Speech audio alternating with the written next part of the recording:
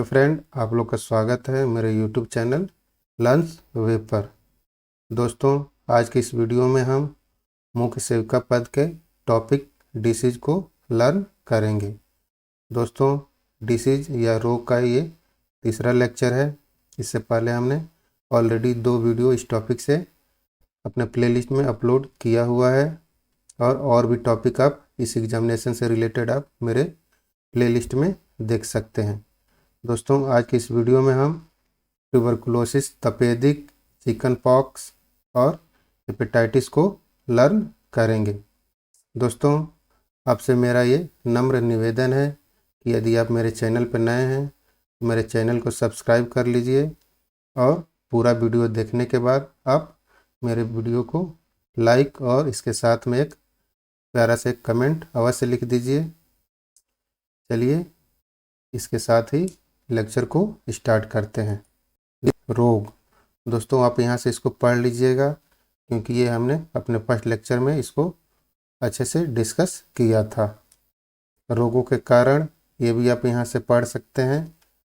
क्या क्या टाइप के रोग होते हैं, जैसे कि जैविक कारक, पौष्टिक तत्वों की कमी से, भौतिक कारक, यांत्रिक कारक, रासायनिक कारक, पदार्थों की अधिकता, इन सभी से हमारे रोग होता है। तो हमने ऑलरेडी पढ़ा हुआ है, तो इस पर हम अपना टाइम वेस्ट नहीं करेंगे, आप यहाँ से पढ़ सकते हैं। तो आइए चलिए चलते हैं नेक्स्ट टॉपिक पे। फ्रेंड्स, आज का टॉपिक है ट्यूबरकुलोसिस या हिंदी में बोलते हैं इसको तपेदिक। दोस्तों, तपेदिक के कारण की हम बात करें तो आप यहाँ पे देख सकते हैं, इसको शॉर्ट में टीबी भी बोलते हैं। तो टीबी माइकोबैक्टीरियम ट्यूबरकुलोसिस नामक जीवाणु के कारण होता है। तो दोस्तों, ये माइकोबैक्टीरिया ट्यूबरकुलोसिस, इसका आपको नाम ध्यान रखना पड़ेगा क्योंकि ये ट्यूबरकुलोसिस होने का मेन बैक्टीरिया जिससे ट्यूबरकुलोसिस होता है। यह तब फैलता है जब फेफड़ों में सक्रिय टीबी वाला व्यक्ति खांसता या छींकता है और कोई अन्य व्यक्ति निष्कासित बूंदों को अंदर लेता है जिससे टीबी के बैक्टीरिया होते हैं। यदि व्यक्ति छींकता है, इसको टीबी ऑलरेडी है, तो इसकी जो बूंदें होती हैं छींक की, उससे दूसरे व्यक्ति के अंदर चले जाते हैं। टीबी से पीड़ित हर व्यक्ति संक्रामक नहीं होता। फ्रेंड्स, हमें यह भी मालूम होना चाहिए कि अगर किसी को टीबी है तो हर व्यक्ति संक्रामक नहीं है। बच्चे या फेफड़ों के बाहर होने वाला टीबी संक्रामक वाले रोग संक्रमण नहीं फैलाते हैं। तो दोस्तों, टीबी का एक बाहर, फेफड़े के बाहर एक टीबी होती है, वो संक्रामक नहीं फैलाते हैं, जिसको एक्स्ट्रा पल्मोनरी ट्यूबरकुलोसिस कहते हैं, जो टीबी नहीं फैलाते हैं। तो दोस्तों, हमें ये भी मालूम होना चाहिए। तो फ्रेंड्स, ट्यूबरकुलोसिस के ये थे मेन कारण। फ्रेंड्स, आइए इसके लक्षण देखते हैं। ट्यूबरकुलोसिस होने पर अनेक लक्षणों का अनुभव कर सकते हैं। वो आदमी वैरी करता है, जैसे कि एक लगातार खांसी जो 3 सप्ताह से अधिक समय तक रहती है और आमतौर पर कफ लाती है, और वह खूनी भी हो सकता है। ऐसा नहीं कि सभी को, कुछ लोग को हो सकता है। सांस फूलना जो धीरे धीरे और ख़राब हो जाती है, सांस का फूलना और बेकार हो जाता है। शाम के दौरान बुखार का बढ़ जाना, तेज दर्द होना, अचानक से वजन का घटना, भूख में कमी आना, बलगम के साथ खून आना, फेफड़ों का संक्रमण होना, लगातार खांसी आना, अस्पष्टीकृत थकान होना, जिसका मतलब बेवजह का आपको थकान फील हो। तो दोस्तों, ये से ट्यूबरकुलोसिस के कुछ महत्वपूर्ण लक्षण जिसे आप किसी को बता सकते हैं या यहाँ से स्टडी कर सकते हैं। तो आप यहाँ पे पिक्चर देख रहे हैं कि ये जो बाएं साइड में एक व्यक्ति हैं, इनको ट्यूबरकुलोसिस हुआ है। इनके फेफड़े क्या है, फेफड़े में ट्यूबरकुलोसिस के बैक्टीरिया है, जिस बैक्टीरिया का नाम है माइकोबैक्टीरियम ट्यूबरकुलोसिस। इनकी देखिए मुंह से ये यहाँ से दिखाया गया है निकल के, ये स्वस्थ व्यक्ति के अंदर ये बैक्टीरिया जाके इनको भी ये संक्रमित कर सकता है। तो ऐसे लोगों से हमें बच के रहना चाहिए। अब अगर बात भी करें तो मुंह पे मास्क होना चाहिए। चलिए इसके इलाज देखते हैं। तो दोस्तों, आपको डॉक्टर से परामर्श लेना चाहिए अगर किसी को तपेदिक हो जाता है, तथा भारत में सभी नए टीबी रोगियों को अंतर्राष्ट्रीय स्तर पर स्वीकृत प्रथम पंक्ति उपचार आहार प्राप्त करना चाहिए। कुछ भारत में अंतर्राष्ट्रीय स्तर पर उपचार सुझाया गया है, उसको हमें फॉलो करना चाहिए डॉक्टर की परामर्श से। बीसीजी का टीका लगवाएं। दोस्तों टीके में हमने पढ़ा था बीसीजी के डिटेल से, तो आप वहाँ से इसको देख सकते हैं या पढ़ सकते हैं। प्रारंभिक गहन चरण में आइसोनियाजिड एच, रिफैम्पिसिन, पायराजिनमाइड जेड और एथम्ब्लूटोल ई दवाओं के 8 सप्ताह शामिल होने चाहिए। ये आपको डॉक्टर सलाह दे सकते हैं। निरंतरता के चरण में 3 दवाएं आइसोनियाजिड, रिफैम्पिसिन और एथम्ब्यूटोल शामिल होनी चाहिए, जो 1 और 16 सप्ताह के लिए दी गई हो। इसे बारी बारी से 2HRJD/4HRE के रूप में लिखा जाता है। ये डॉक्टर हमें सजेस्ट करते हैं या सलाह देते हैं। इसकी दवा बिना डॉक्टर के परामर्श से हमें नहीं लेनी चाहिए। तो दोस्तों ये था ट्यूबरकुलोसिस का इलाज, और मेन इलाज यह है कि हमें सावधानी बरतनी चाहिए, साफ सफाई का विशेष ध्यान देनी चाहिए। दोस्तों अगर हम ट्यूबरकुलोसिस के परीक्षण की टेस्ट की बात करें तो टीबी या इसको क्षय रोग भी बोलते हैं के निदान के लिए स्प्यूटम परीक्षण मतलब बलगम का परीक्षण और CBNAAT परीक्षण, एक ये गवर्नमेंट ये परीक्षण फ्री में कराती है। सभी सरकारी अस्पतालों में निःशुल्क यह उपलब्ध है। दोनों की आवश्यकता होती है। तो भारत सरकार टीबी का टेस्ट फ्री में कराती है। अगर किसी को आपको लगता है कि ऐसे लक्षण है तो आप उसको सजेशन दे सकते हैं। चलिए ये थे टीबी का इलाज। आइए नेक्स्ट टॉपिक पे चलते हैं, chicken pox. Friends chicken pox के कारण देखते हैं। चिकन पॉक्स यानी चेचक, इसको चेचक भी बोलते हैं, कि बीमारी एक संक्रामक रोग है जो साफ सफाई की कमी की वजह से फैलता है। यह वेरिसेला जोस्टर वायरस की वजह से होता है। तो चिकन पॉक्स का जो वायरस है उसको बोलते हैं वेरिसेला जोस्टर। ये आप नोट कर लीजिएगा। पॉक्स एक व्यक्ति से दूसरे व्यक्ति में खांसने, छींकने, हाथ मिलाने, थूकने, फोड़े, फुंसी से निकले द्रव, कपड़े इत्यादि के संपर्क में आने से फैलता है। यदि चिकनपॉक्स यद्यपि चिकनपॉक्स वयस्कों की अपेक्षा बच्चों को अधिक होता है, फिर भी यह वयस्कों में हो सकता है। तो दोस्तों चिकनपॉक्स बच्चों में ज़्यादा होता है एज कम्पेयर टू वयस्क लोगों से। चिकनपॉक्स की स्थिति में बुखार भी हो जाता है, कई बार भूख नहीं लगना, सिर में दर्द होना और हमेशा थकान महसूस होना, ये चिकनपॉक्स के कुछ लक्षण हैं। चिकनपॉक्स को आयुर्वेद में लघु मसूरिका के नाम से जाना जाता है। तो दोस्तों ये भी आप याद रखिएगा, लघु मसूरिका किसका नाम है आयुर्वेद में, क्योंकि इसमें मसूर के दाल के साइज के छोटे छोटे दाने मरीज के शरीर पर हो जाते हैं। आपने देखा होगा कि जो भी इसका मरीज होता है उसके शरीर पे दाने निकल आते हैं छोटे छोटे, इसीलिए इसको लघु मसूरिका कहा जाता है। या दोस्तों इसका मेन प्रचलित नाम है छोटी माता। पॉक्स के संक्रमण पूरे शरीर में फुंसियाँ जैसे शक्तियाँ विकसित हो जाती हैं, जो दिखने में खसरे की बीमारी की तरह भी लगती है। दोस्तों हमने खसरा पढ़ा था तो वहाँ भी देखे थे कि पूरे बॉडी में चकते चकते से हो जाते थे। तो इन दोनों में ज़्यादा सिमिलरिटी है, दिखने में एक ही जैसे लगते हैं। तो इसको डॉक्टर ही बता सकता है कि यह मीजल्स है या चिकन पॉक्स है। इस बीमारी में पूरे शरीर में खुजली करने का बहुत मन करता है। चिकन पॉक्स का संक्रमण महामारी की तरह फैलता है। तो दोस्तों यह एक बहुत ही संक्रामक रोग है। तो ये थे चिकन पॉक्स के कारण। फ्रेंड्स इसके लक्षण देखें। सामान्य चिकन पॉक्स संक्रमण वायरस के संपर्क में आने के 10 से 21 दिन तक होता है और 5-10 दिन तक रहता है। छोटे द्रव से भरे फफोले के साथ खुजली होना इसका मुख्य लक्षण है। इसके अतिरिक्त इसके लक्षण बच्चों और वयस्कों में अलग अलग होते हैं। चिकन पॉक्स के सामान्य लक्षण इस प्रकार हैं जो नीचे लिखे गए हैं।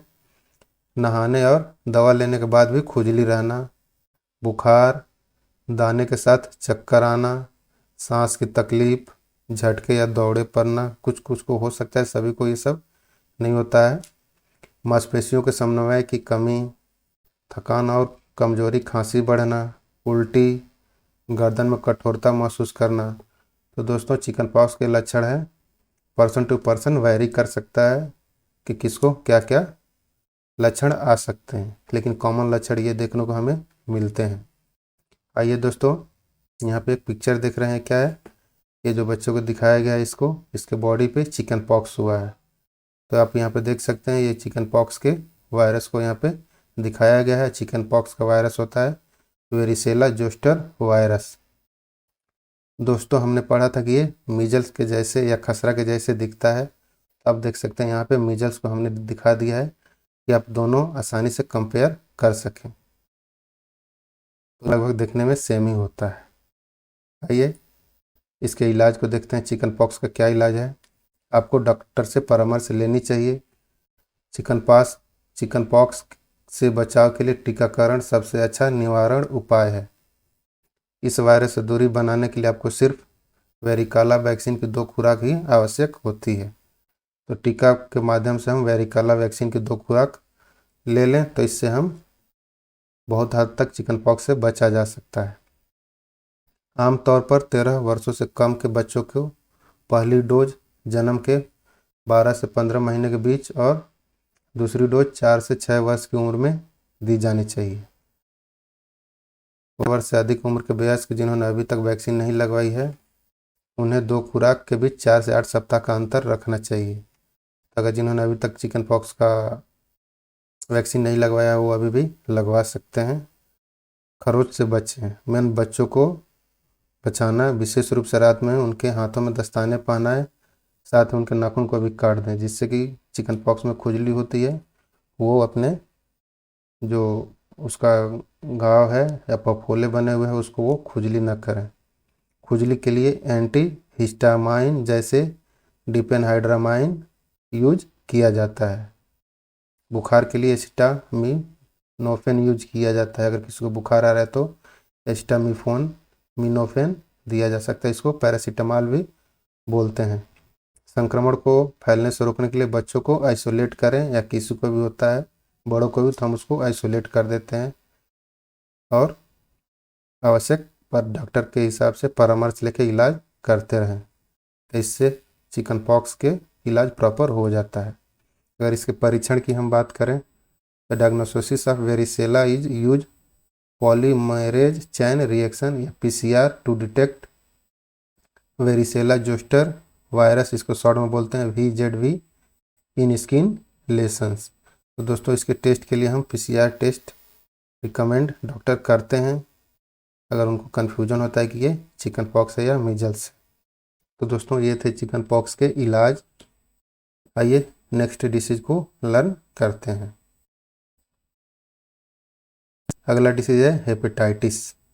हेपेटाइटिस का कारण है, हेपेटाइटिस मूल रूप से लीवर की बीमारी होती है जो वायरल इन्फेक्शन होने के कारण होती है। इस अवस्था में लीवर में सूजन आती है। हेपेटाइटिस में 5 प्रकार के वायरस होते हैं, जैसे A, B, C, D और E। इनके वायरस को 5 प्रकार के नाम से जाना जाता है: hepatitis A, hepatitis B, hepatitis C, hepatitis D और hepatitis E। Friends, hepatitis A और E का संक्रामक दूषित पानी और खाने से फैलता है। हेपेटाइटिस B का वायरस इंजेक्शन, संक्रमित खून चढ़ाने या असुरक्षित यौन संबंध के कारण फैलता है।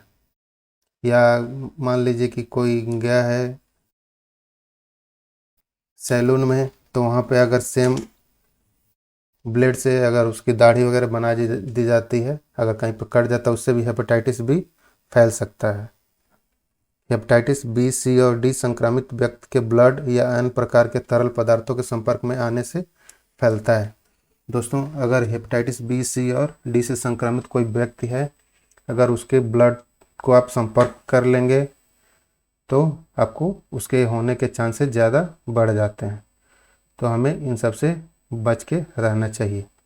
फ्रेंड्स, हेपेटाइटिस बी खतरनाक है क्योंकि यह एक शांत संक्रमण है जो लोगों को उसकी जानकारी के बिना ही संक्रमित करता है। अधिकतर लोगों को हेपेटाइटिस बी से संक्रमित होते हैं, वे इस संक्रमण से अनजान हैं। दोस्तों, मैक्सिमम लोगों में हेपेटाइटिस बी होता है लेकिन वो इनको मालूम नहीं है कि वो हेपेटाइटिस बी से संक्रमित हैं। यह शांत होकर अपना काम करता रहता है, लीवर को खराब करता रहता है। फ्रेंड्स, आपको मालूम होना चाहिए हेपेटाइटिस बी और सी से पीड़ित 90% से अधिक लोगों को पता नहीं है कि वे संक्रमित हैं। 90% लोगों को पता नहीं है कि वे संक्रमित हैं, देख लीजिए आप, क्योंकि लक्षण रोग के बहुत बाद के चरण में दिखाई देते हैं।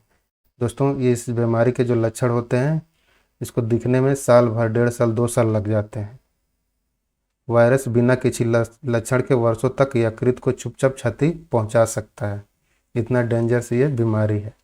दोस्तों, अभी तक जो हमने पढ़ा है सबसे खतरनाक बीमारी हमें हेपेटाइटिस बी लगी है। फ्रेंड्स, इसके लक्षण क्या हैं? हेपेटाइटिस का संक्रमण होने पर शुरुआत में कोई लक्षण दिखाई नहीं देते हैं। धीरे धीरे यह इन्फेक्शन बढ़ने लगता है, वैसे ही लक्षण भी गंभीर होने लगते हैं। हेपेटाइटिस की समस्या लंबे समय तक बनी रहे तो यह पीलिया का रूप ले लेता है। लंबे समय तक इलाज न होने की स्थिति में हेपेटाइटिस लीवर सिरोसिस और लीवर कैंसर का कारण भी बन जाता है। हेपेटाइटिस का संक्रमण शुरू होते ही दिखने वाला लक्षण इस प्रकार से हैं। तो दोस्तों, लीवर का जो प्रॉब्लम हो जाता है लीवर सिरोसिस बोलते हैं, या लीवर में घाव हो जाते हैं। अभी हम दिखाएंगे आपको कैसा दिखता है। इस लक्षण इस प्रकार है: लीवर में सूजन होना, पेशाब का रंग गहरा होना, पेट में गंभीर दर्द, भूख प्यास न लगना, अचानक वजन कम होना, ये भी मुख्य लक्षण है, इससे भी आप पता लगा सकते हैं। आंखों में पीलापन, बुखार और उल्टी, पेट में सूजन। तो दोस्तों, ये थे हेपेटाइटिस के मुख्य लक्षण। अगर किसी को पता चले तो आप उसको सजेशन दें, उसके इलाज में लापरवाही न बरते और जाकर डॉक्टर से ज़रूर परामर्श कर ले। दोस्तों, ये है इसका पिक्चर, आप देख सकते हैं कि ये क्या है, आपका हेल्दी लीवर है। यहाँ पर आप यहाँ देख सकते हैं। ये क्या है, आपका संक्रमित लीवर है। तो दोस्तों, आप इसमें ये देख रहे हैं कि खराब खराब सा, इसको लीवर सिरोसिस बोलते हैं। ये और भी बहुत संक्रमित होकर, बहुत संकुचित होकर छोटा हो जाता है और ये धीरे धीरे अपना काम करना बंद कर देता है। तो दोस्तों, यहाँ पे लिखा हुआ है avoid alcohol during and after 6 to 12 month of the symptoms of the viral hepatitis. दोस्तों, अगर वायरल हेपेटाइटिस किसी को अगर डिटेक्ट हुआ है तो वह शराब को अवॉइड करे, उसको छुए भी मत, जैसे इस बीमारी से वह बच सकता है। दोस्तों, अगर इसके इलाज की हम बात करें तो आपको डॉक्टर से परामर्श लेनी चाहिए तथा हेपेटाइटिस बी के संक्रमण को रोकने के लिए इसका टीकाकरण कराना सबसे अच्छा तरीका है। तो अगर आपके बच्चे हो तो उनका भी हेपेटाइटिस का टीका लगवाएं। अगर आपने नहीं लगवाया है तो आप भी लगवा सकते हैं। मरीज के संक्रमण की स्थिति के आधार पर हर व्यक्ति का इलाज अलग अलग हो सकता है। शुरुआत में चिकित्सक मरीज की जांच करते हैं। मरीज में संक्रमण की गंभीरता की जांच के लिए डॉक्टर्स पेट का ultrasound, liver function test, liver biopsy, marker test और ब्लड टेस्ट करते हैं। सही इलाज लेने के लिए कुछ दिनों में इसके लक्षण खत्म होने लगते हैं। दोस्तों, यह लक्ष्य नहीं है, लक्षण है, आप करेक्ट कर लीजिएगा। डाइट और लाइफ स्टाइल में सुधार करने से आप इस संक्रमण को आसानी से खत्म कर सकते हैं। तो दोस्तों, ये थे हेपेटाइटिस के इलाज के मुख्य पॉइंट। दोस्तों, इसको हम रोकथाम भी कर सकते हैं, इसमें ज़्यादा हमें प्रिकॉशन लेने की ज़रूरत है। अपना रेजर, टूथब्रश और सुई किसी को शेयर न करें, न किसी का आप शेयर करें। इससे इन्फेक्शन का खतरा कुछ हद तक कम किया जा सकता है। टैटू करते वक्त उपकरणों से सावधान रहें। जो टैटू बनवाते हैं उनके उपकरण जो यूज होते हैं वो एक ही जो उपकरण है सभी आदमी में यूज करते हैं, वही ब्लड, तो वो भी आपको ध्यान रखना चाहिए। कान छेद करते वक्त इस बात का ध्यान रखें कि वह साफ़ हो। जिससे कान छेदा जाता है उसको भी यूज करने के लिए हमें साफ सफाई का ध्यान देना चाहिए।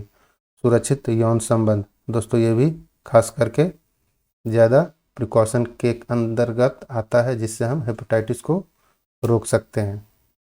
तो दोस्तों ये था आज का वीडियो का पूरा लेक्चर। दोस्तों आप हमें कमेंट करके अवश्य बताएं कि आपको ये वीडियो कैसा लगा।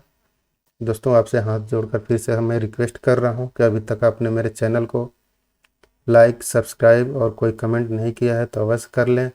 दोस्तों आपके ये लाइक, सब्सक्रिप्शन और व्यू ही हैं जो हमें वीडियो बनाने के लिए मोटिवेट करते हैं। Thank you for watching.